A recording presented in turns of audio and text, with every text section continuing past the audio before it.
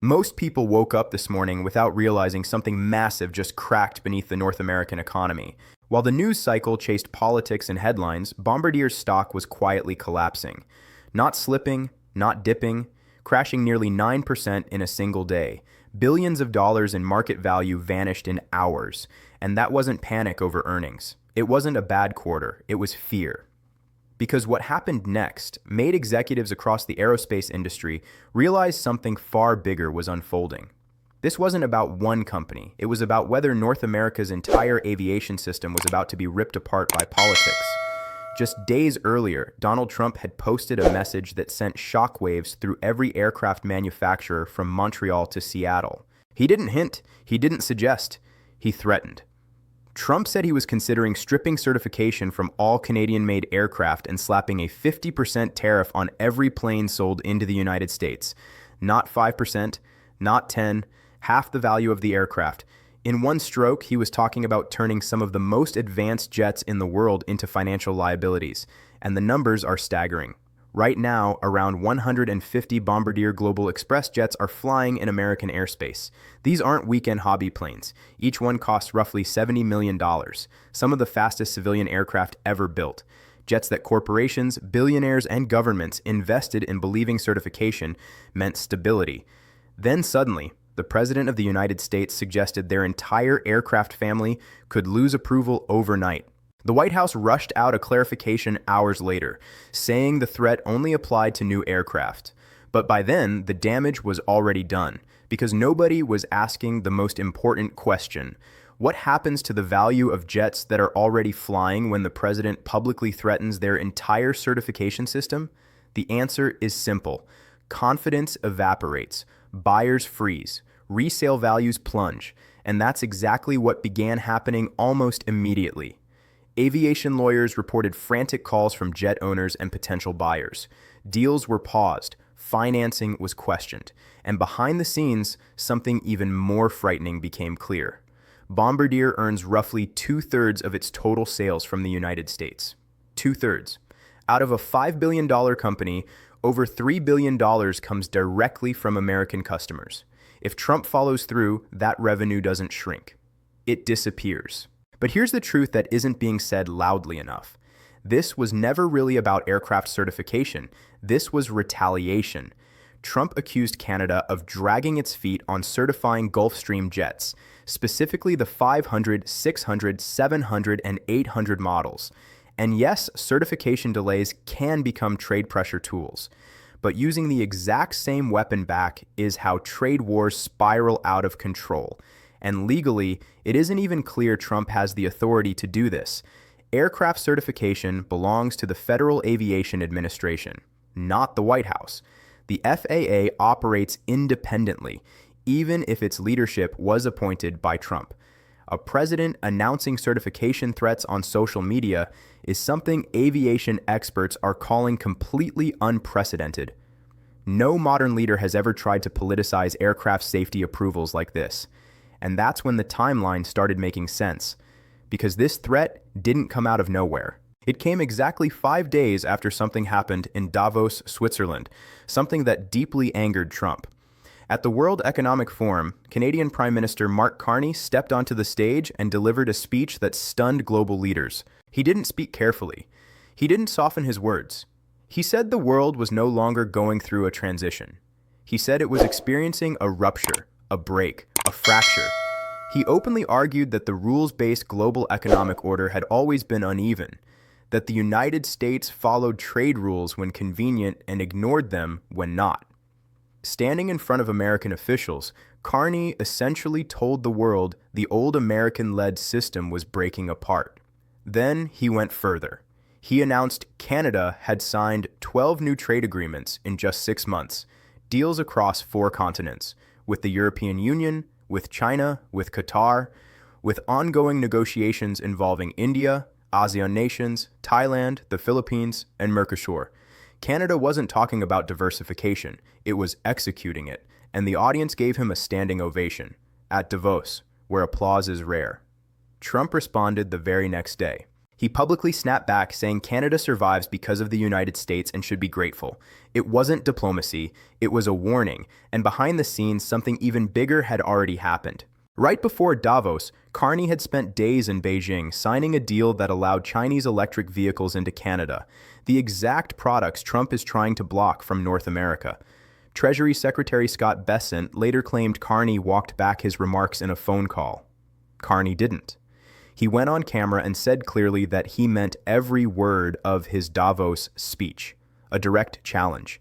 And Trump responded by revoking Canada's invitation to a new international body he was forming, an entire country disinvited because its prime minister spoke independently. That's when the aircraft threat suddenly made sense. 5 days after Davos, Bombardier became the pressure point, not randomly, strategically. And that leads to the deeper battle unfolding right now, one that ties aviation, trade wars, China, and the future of North America together. Because the certification fight isn't about safety, it's about leverage. And what comes next could reshape the continent's economy for decades. Once you look past the headlines, the aircraft dispute starts to feel less like a technical disagreement and more like a chess move in a much bigger game. Because Bombardier isn't the only company caught in this storm. Canada's aerospace industry is woven directly into America's. Parts for Bombardier jets are built in Montreal, shipped to Kansas for assembly, tested in Texas, then serviced in Florida and California. At the same time, American manufacturers rely heavily on Canadian aluminum, avionics, and specialized components. These supply chains cross the border again and again before a single aircraft is complete. You don't threaten a 50% tariff on planes without detonating that entire ecosystem. And it isn't just Bombardier at risk. De Havilland Canada builds turboprop aircraft used worldwide. Airbus operates a major facility in Quebec producing the A220 commercial jet, a plane flown by American Airlines and Delta. If Trump's threat applies to all aircraft made in Canada, it directly impacts American fleets, American workers, and American airports, which is why labor unions immediately sounded the alarm. Thousands of jobs on both sides of the border would be at risk. Not someday, immediately. But the real goal of the threat isn't aviation. It's leverage heading into the biggest trade showdown in North America in decades. On July 1st, 2026, the United States-Mexico-Canada agreement enters its mandatory 6-year review. If all 3 countries agree, the deal extends another 16 years. If they don't, it shifts into annual renewals and can collapse entirely by 2036. And U.S. officials have already made it clear they won't recommend renewal unless major changes happen. One of their biggest demands? That Canada and Mexico align their external trade policies with the United States. No independent trade deals with China. No aggressive diversification.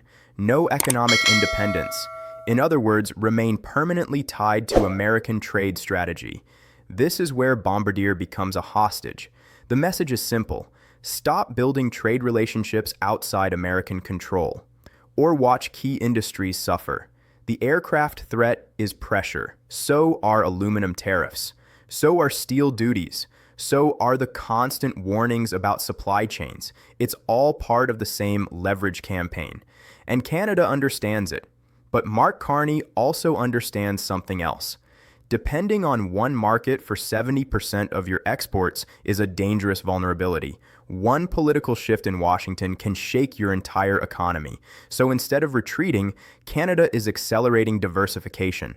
12 trade deals in 6 months isn't symbolic. It's structural. It's Canada actively building alternatives to American dominance. And that's what terrifies Washington. Because once Canada proves it can survive without being economically tethered to the U.S., other countries will follow. Mexico will reconsider its own dependence. European nations will hedge faster. Asian economies will deepen alternative trade networks. The American market will remain powerful, but no longer unavoidable. And that changes global leverage completely. What makes this even more dangerous is how quickly this uncertainty spreads through industry. Aerospace executives are already mapping contingency plans. What if tariffs actually hit? Do they move assembly to Mexico, shift production to Europe, source components elsewhere? Once these shifts begin, they don't reverse easily. Factories don't reopen overnight. supply chains don't snap back.